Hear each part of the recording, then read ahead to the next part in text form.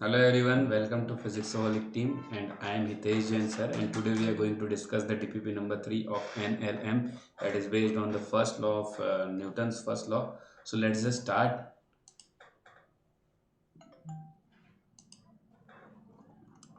So we are going to begin with this. This is the leader of our team Physicsaholic, Mr. Pratik Jain sir.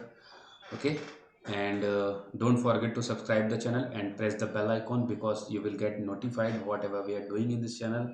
And make sure you are must following us on Instagram. That is very important because our new stories will be shared on only in Instagram. And also join the channel of Telegram for NEET and IIT of Physics, and all those things are mentioned in the description as well as direct link आपको मिल जाएगी, तो जाइए और मजे लीजिए।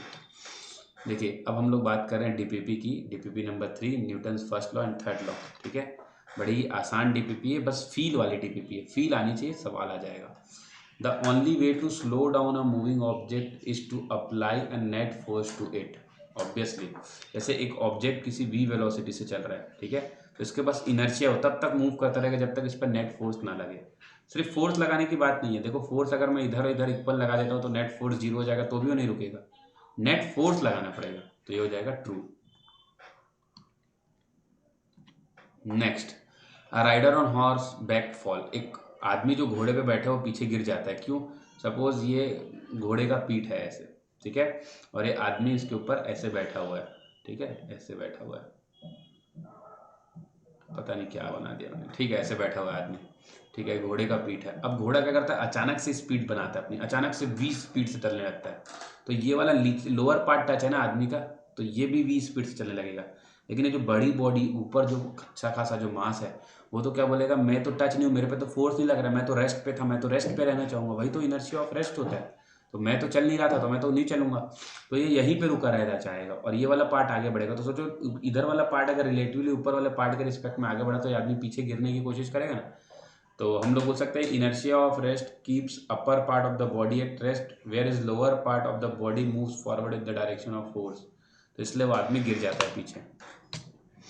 अगला कहानी, अभी क्या बोल रहा है, एक ट्रेन है, ट्रेन में मतलब boy sitting on the top most berth. अपन जानते हैं ट्रेन में, अपनी इंडियन रेलवे में भी ऐसा होता है कि एक ऊपर वाला बर्थ रहता है और एक नीचे वाला बर्थ रहता है। ऐसे बर्थ मतलब सीट। तो इसमें एक लड़का बैठा हुआ है और इसमें उसका भाई, ऐसे नीचे भाई बैठा हुआ है।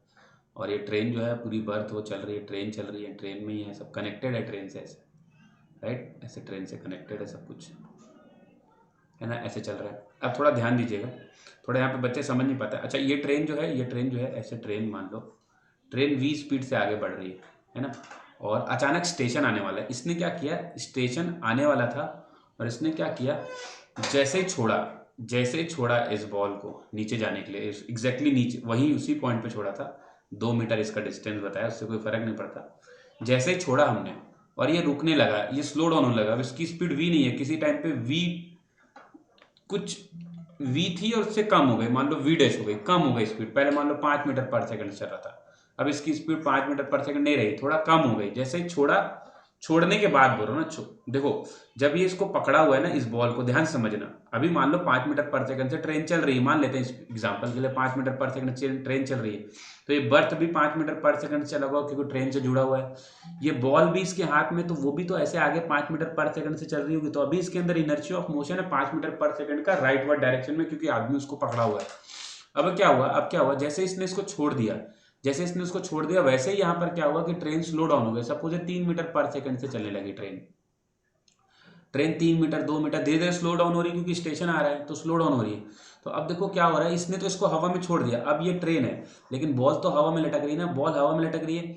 देखो, ये अगर ट्रेन की स्पीड 3 मीटर पर सेकंड हो गई तो नीचे वाले बर्थ की स्पीड भी 3 मीटर पर सेकंड हो गई होगी, ऊपर वाले बर्थ की स्पीड भी 3 मीटर पर सेकंड हो गई होगी। लेकिन ये बॉल तो अभी भी कितने से आगे भाग, ये लोग 3 3 से भाग रहे होंगे, लेकिन ये बॉल अभी भी कितने से आगे भाग रहा है, 5 से आगे भाग रहा है, 5 से आगे भाग रहा है। तो ऑब्वियसली ये 1 सेकंड में 3 चलेगा और ये 1 सेकंड में 5 चलेगा, तो ये वाला ज़्यादा तेज हो गया ना, बॉल ज़्यादा तेज हो गया, तो बॉल थोड़ा आगे जा करके गिरेगा। तो देखेंगे slightly away from hand in the direction opposite to the direction, नहीं, in the direction of motion of the train, थोड़ा आगे गिरेगा और direction of motion of the train के। फिर से एक बार समझा रहा हूँ, जैसे उस लड़के ने बॉल को छोड़ा, लड़के ने बॉल को छोड़ा, उस समय बॉल की स्पीड 5 थी। अब वो छूट चुका है, अब ट्रेन की स्पीड कितनी भी हो तो हवा में लटक रहा है, तो ट्रेन से टच में नहीं है तो वो 5 ही रहेगा, बाकी ट्रेन अगर स्लो हो गई तो बाकी लोग भी स्लो हो जाएंगे। तो अगर बॉल आगे चल रही बहुत स्पीड से और ये लोग धीरे धीरे आगे चल रहे हैं, ये 3 मीटर/सेकंड वाला धीरे धीरे आगे चल रहा है, तो एग्जैक्टली वहां नहीं गिरेगा बल्कि थोड़ा आगे जा करके गिरेगा क्योंकि उसकी स्पीड ज्यादा है। ठीक है, चलो आगे बढ़ते हैं। यहां पर क्या बोल रहा है, पढ़ते हैं statement. Object orbit around the earth like satellite must है, जैसे ये अर्थ है तो बोल रहा है अर्थ के अराउंड जो भी लोग ऑर्बिट करते हैं, जैसे कि एक सैटेलाइट ऑर्बिट करता है, तो ये जो सैटेलाइट है उस पर उसके बारे में कुछ कुछ पूछा जा रहा है। हमसे पूछ रहा है क्या कि must have a net force acting on them, इसमें नेट फोर्स लगना चाहिए कि नहीं लगना चाहिए, तो उसके बारे में सोचते हैं। सबसे पहले देखो ये जो है ये लगातार अपनी डायरेक्शन चेंज करता है, कोई चीज़ सर्कुलर मोशन में अगर चल रहा है ऐसे तो लगातार अपनी डायरेक्शन चेंज करा, चाहे इलेप्टिकल पाथ हो चाहे सर्कुलर पाथ हो, कोई भी पाथ हो, इलेप्टिकल हो या सर्कुलर पाथ हो, इलेप्टिकल पाथ में मूव करता है, लो ऐसे करा दे, लेकिन वो अपना डायरेक्शन बार बार चेंज कर रहा है। डायरेक्शन चेंज हो रहा मतलब वेलोसिटी चेंज हो रही है, और वेलोसिटी चेंज हो रही मतलब नेट एक्सीलरेशन नॉन जीरो है, और नेट एक्सीलरेशन नॉन जीरो मतलब नेट फोर्स भी नॉन जीरो है, मतलब इसमें है must have a net force, तो ये ट्रू हो जाएगा, ट्रू नेट फोर्स होना ही चाहिए। अब देखो जैसे क्या बोल रहा है इस नेक्स्ट क्वेश्चन में, which of the Newton's law gives the reason for why you can feel the things that you touch, किसी भी चीज को हम छूते हैं तो हमको महसूस क्यों होता है। जैसे एक बड़ा सा ऑब्जेक्ट है, मान लो एक आदमी जाता है उसको धक्का देने की कोशिश करता है, तो ये ऑब्जेक्ट अगर इस ऑब्जेक्ट में इनर्शिया नहीं होता, मतलब बेसिकली इनर्शिया नहीं बोलना चाहिए, इसने इस पे फोर्स लगाया ऐसे, इसने इस पे फोर्स लगाया ऐसे, तो इस ऑब्जेक्ट ने भी इस पे वापस फोर्स लगाया ना ऐसे, every action is equal and opposite reaction. अगर ये वापस फोर्स नहीं लगाता तो हमारे हाथ में वो सेंसेशन ही नहीं आ पाता कि हमको फोर्स लग रहा है। तो जब तक अगर मैं टेबल पे मारूंगा तो मैंने टेबल को छुआ, ये तभी पता चला, मैंने कितने तेजी से छुआ ये भी पता चला, जितने तेज से मारूंगा उतने तेज से वापस एक रिफ्लेक्स आएगा, और एक्शन रिएक्शन से आता है, इसलिए थर्ड लॉ करेक्ट हो जाएगा।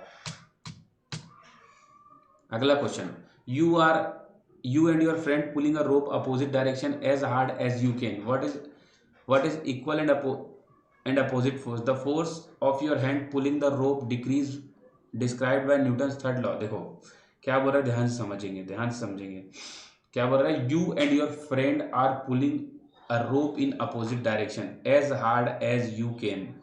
ठीक है, तो ये ऐसा है, मतलब रस्सा कस्सी का खेल चल रहा है, एक आदमी इस तरफ खींच रहा है रस्सी को और एक आदमी दूसरी तरफ खींच रहा है, ये इधर खींच रहा है ये इधर खींच रहा है, तो दोनों फोर्स लगा रहे हैं। ठीक है, what is the equal and opposite force, equal and opposite force to the force of your hand pulling on the rope, मतलब अपन ने क्या किया, अपन ने रोप पे फोर्स लगाया। ठीक है, जैसे ये आदमी है, ठीक है, ये आदमी का ये हाथ है, ये हाथ, ठीक है, ये हाथ यहाँ पे लगा हुआ है, तो अपन ने फोर्स किस पे लगाया, रोप पे, रोप पे, ध्यान से सुनना, रोप पे, अपन ने रोप पे इस पॉइंट पे अपन ने सपोज एफ फोर्स ऐसे खींचा तो रोप पे एक टेंशन आया, ये टेंशन इस तरफ लगेगा, ये टेंशन इस तरफ लगेगा। ठीक है, तो इसका इक्वल और अपोजिट फोर्स हमारे हाथ वाला हो जाएगा टेंशन का जो फोर्स है। ठीक है, ठीक है, वो टेंशन का फोर्स, तो हम लोग ऑप्शन पढ़ते जाते हैं, है ना, डिस्क्राइब बाय, अच्छा न्यूटन्स थर्ड लॉ पूछ रहा है, न्यूटन्स थर्ड लॉ, तो न्यूटन्स थर्ड लॉ के हिसाब से हम लोग बोलेंगे अगर मैंने उस पर फोर्स लगाया तो उसने भी मुझ पर फोर्स लगाया। देखो ये चीज़ अलग पूछ रहा है, मैं आपको फिर से बताना चाहूँगा, थोड़ा सा समझेंगे हम लोग। जैसे कि मैंने क्या किया, मैंने इस पे फोर्स लगाया, रस्सी पे ऐसे फोर्स लगाया इस डायरेक्शन पे एफ, तो रस्सी ने भी हाथ पे, ये देखो हाथ ऐसे बनाया था ना, उस हाथ पे ऐसे फोर्स लगाया एफ, तो every action has a equal and opposite reaction, तो ये एक्शन रिएक्शन पेयर ये वाले होंगे। अब सुनते हैं, the force your arm pulling back on your hand, ठीक है, the force of your hand pulling on rope, तो ये वाले फोर्स का रिएक्शन फोर्स कौन सा होगा, तो ये वाला होगा, the force of your arm pulling back on, नहीं आर्म का नहीं होगा, आर्म का नहीं होगा। ठीक है, the force of your friend pulling, नहीं, the force of rope pulling your hand, ये देखो ये सही है, the force of rope pulling your hand in opposite direction, तो सी ऑप्शन यहाँ पर करेक्ट हो जाएगा।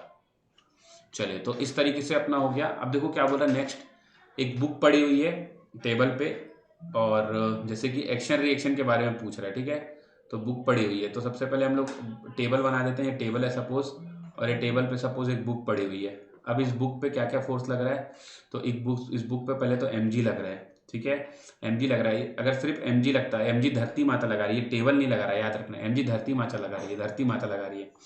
तो अगर वो mg सिर्फ लगता तो नीचे चले जाता, लेकिन कुछ ना कुछ टेबल भी तो फोर्स ऊपर की तरफ लगा रहा है, नॉर्मल रिएक्शन जिसको अपन बोलते हैं। यहाँ पर टेबल जो है वो इस टेबल ने बुक पे लगाया नॉर्मल रिएक्शन ऊपर, तो बुक पे नॉर्मल रिएक्शन ऊपर लगा तो क्या हुआ, इस बार ये बात बुक को पसंद नहीं है, बोली every action is equal opposite reaction. तो इस बुक ने भी टेबल पे नीचे की तरफ, ये टेबल जो है उस पर नीचे की तरफ नॉर्मल रिएक्शन लगाया, तो every action is equal opposite reaction. और इनके बीच का एंगल कितना हो गया, देखो अपोजिट डायरेक्शन में तो 180 डिग्री हो गया। ठीक है, तो ये डी ऑप्शन करेक्ट हो जाएगा। नेक्स्ट क्वेश्चन की तरफ चलते हैं।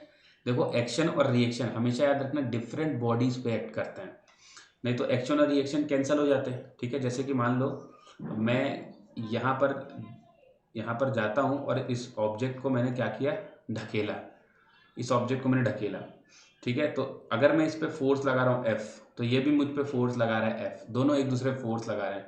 ठीक है, और ये अलग अलग ऑब्जेक्ट है, तभी तो अगर मैंने इस पे फोर्स लगाया F, ठीक है, और ये एक्सीलरेट तभी तो होता है, क्योंकि नेट फोर्स इस पे, इस वाले बॉडी पे नेट फोर्स आ जाता है, तभी तो वो एक्सीलरेट होता है ना, वो तभी तो वो एक्सीलरेट होता है, राइट। ये नेट फोर्स हमने इस पे F लगाया, तो इस ऑब्जेक्ट में भी हम पे F लगाया, तभी तो ये वाला दोनों अलग अलग बॉडी पे लग रहा है ना। एक्शन अलग बॉडी पे हो रहा है, रिएक्शन अलग बॉडी पे हो रहा है, दोनों एक ही बॉडी पे होता है, तो बॉडी चलता ही नहीं, तो बॉडी चलता ही नहीं, कोई भी बॉडी नहीं चलता। एक्शन भी उसी पे हो गया, रिएक्शन भी हो गया उस पर, तो चलता ही नहीं। तो याद रखना हमेशा एक्शन रिएक्शन डिफरेंट बॉडीज पे लगता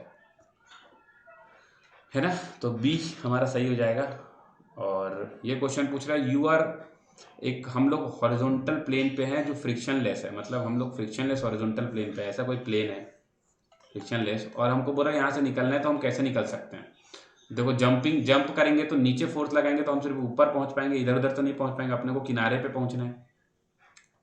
स्पीटिंग एंड स्नीजिंग, मतलब अगर हम थूके, तो मान लो मैंने ऐसे थूका इधर, तो थूका तो थूक पे फोर्स आगे लगा तो ऑब्जेक्ट पे पीछे लगेगा ना, तो थूक थूक के या छिक छिक के आप पीछे जा सकते हो, क्योंकि नेट फोर्स आ रहा है। और जैसे ही नेट फोर्स आ जाएगा, यहाँ पर देखो एकदम हॉरिजॉन्टल फ्रिक्शनलेस है, तो कुछ ना कुछ आपकी का वेलोसिटी डेवलप हो जाएगा, और वो वेलोसिटी चेंज नहीं होगा, तो आप बढ़िया से आराम से फिसल के पहुंच जाओगे। तो थूक के या छिक के वाला सही है। Rolling your body on the surface, rolling के लिए भी फ्रिक्शन चाहिए होता है, तो गोल गोल तो घूम जाओगे आप, लेकिन आगे नहीं बढ़ पाओगे। By running on the plane, तो रन नहीं कर ही नहीं सकते, क्योंकि फ्रिक्शन नहीं है, तो थूकना या छिकना सही ऑप्शन है। अगला क्या बोल रहा है यहाँ पर question, an object inertia cause it to come to rest position, एक ऑब्जेक्ट का जो इनर्शिया है वो उसको रेस्ट में लाने की कोशिश करता है। ऐसा पढ़ने से तो ये सही लगता है, लेकिन ये बहुत ही गलत है। देखो इनर्शिया क्या होता है, इनर्शिया का काम होता है जैसा वो ऑब्जेक्ट कर रहा है वैसे ही करते रहने देना, वही इनर्शिया होता है ऑब्जेक्ट का। उसकी वो चाहत होती है इनर्शिया ऑब्जेक्ट की, कि मैं जैसा कर रहा हूँ मैं वैसे ही करते रहना चाहता हूँ। तो भाई कोई चीज़ अगर चल रही है तो उसको रेस्ट में लाना थोड़ी इनर्शिया का काम है, वो कोई नेट फोर्स उसको रेस्ट पे लाता है। ठीक है, तो ये बी ऑप्शन करेक्ट है। हाँ, रुका हुआ ऑब्जेक्ट रुका हुआ रहना चाहे तो वो इनर्शिया, लेकिन चलते हुए ऑब्जेक्ट को रेस्ट में लाना इनर्शिया का है बोलते हैं तो अपन नहीं बोल सकते।